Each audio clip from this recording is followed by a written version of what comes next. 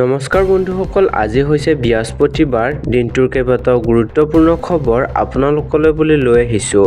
প্ৰথমটো গুৰুত্বপূৰ্ণ খবৰ, বিপদ বাঢ়িল গৌৰৱ গগৈ, জিতেন্দ্ৰ সিং, ভূপেশ বাঘেল, দেৱব্ৰত শইকীয়াৰ বিৰুদ্ধে তৰিব মানহানিৰ গোচৰ। 9 ফেব্ৰুৱাৰীত মুখ্যমন্ত্ৰীয়ে তৰিব মানহানিৰ গোচৰ। সংবাদমেলত কংগ্ৰেছ নেতৃত্বই মুখ্যমন্ত্ৰীৰ বিৰুদ্ধে আনিছিল অভিযোগ। এই অভিযোগৰ পিছতেই কঠোৰ হৈ পৰিছে মুখ্যমন্ত্ৰী। কংগ্ৰেছৰ হাতত যদি তথ্য আছে আদালতত প্ৰমাণ কৰক, অন্যথা গান্ধী পৰিয়ালৰ এই অভিযোগ সহ্য কৰা নহ'ব। আদালতত উত্তৰ দিব লাগিব অভিযোগকাৰী কংগ্ৰেছে। পৰৱৰ্তী খবৰলৈ আগবাঢ়িছোঁ। বিমানবন্দৰত নহয়, অসমৰ ৰাজপথত অৱতৰণ কৰিব বিমান। সাজু হৈ উঠিছে মৰাণৰ ৰাষ্ট্ৰীয় ঘাইপথ। নিৰ্মাণ কৰা হৈছে জৰুৰী অৱতৰণ সেৱা। ইতিমধ্যে সম্পূৰ্ণৰূপে সাজু হৈ উঠিছে মৰাণৰ 4-লেনযুক্ত পথৰ জটিয়নিত নিৰ্মিত এই বিশেষ পথটো।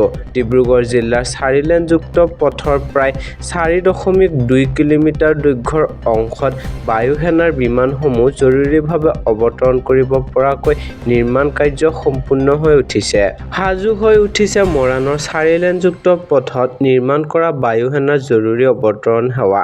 অহা 14 ফেব্ৰুৱাৰীত ডিব্ৰুগড় মৰাণৰ ৰাজপথত বিমানযোগে অৱতৰণ কৰিব দেশৰ প্ৰধানমন্ত্ৰী নৰেন্দ্ৰ মোদীয়ে।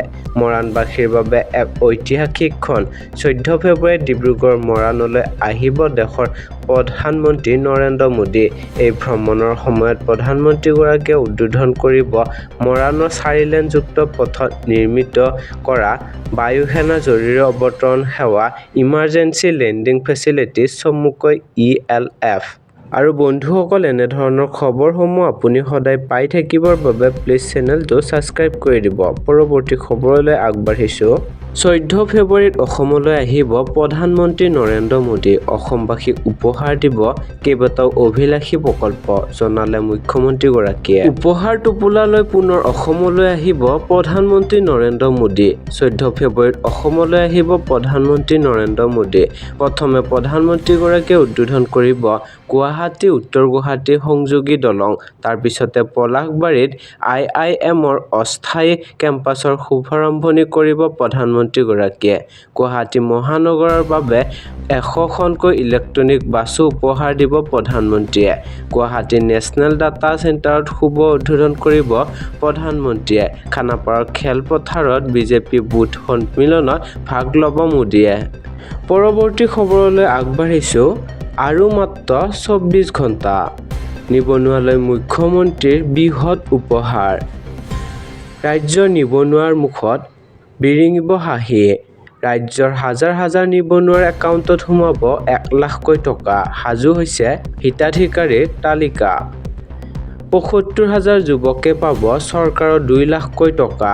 6 ফেব্ৰুৱাৰীত চৰকাৰে দিব 1 লাখকৈ টকা। প্ৰথম কিস্তিৰ 1 লাখ টকা ধন লাভ কৰিব নিবনুৱাসকলে। 15 ফেব্ৰুৱাৰীলৈকে দিয়া হ'ব এই ধন। CMAAA আঁচনিৰ আবেদন কৰা যুৱকে শীঘ্ৰেই লাভ কৰিব এই ধন। 6 ফেব্ৰুৱাৰীৰ পৰা বিতৰণ কৰা হ'ব CMAAA আঁচনিৰ ধন। মুখ্যমন্ত্ৰী ডক্টৰ হিমন্ত বিশ্ব শৰ্মাৰ বৃহৎ ঘোষণা। পৰৱৰ্তী খবৰ, আপুনি ইমান সংকীৰ্ণ মানসিকতাৰ নে? মিয়া মন্তব্যলৈ মুখ্যমন্ত্ৰীক আক্ৰমণ ওৱেইছিৰ। অসমৰ মুখ্যমন্ত্ৰী হিমন্ত বিশ্ব শৰ্মাক সমালোচনা আছাদুদ্দিন ওৱেইছিৰ। ৰাজ্যৰ মুছলমান সম্প্ৰদায়ক অসন্মান কৰা বুলি অভিযোগ উত্থাপন কৰি মুখ্যমন্ত্ৰী মিয়া মন্তব্যক লৈ সমালোচনা AIMৰ মুৰব্বীগৰাকীৰ। অসমৰ মুখ্যমন্ত্ৰী বিজেপিৰ। কোনো মুখ্যমন্ত্ৰীয়ে এনেকুৱা এটা কিবা ক'ব পাৰিবনে? ৰিক্সা যদি মিয়াই চলায় আৰু ভাড়া 5 টকা হয় তেন্তে তেওঁ 4 টকা দিব।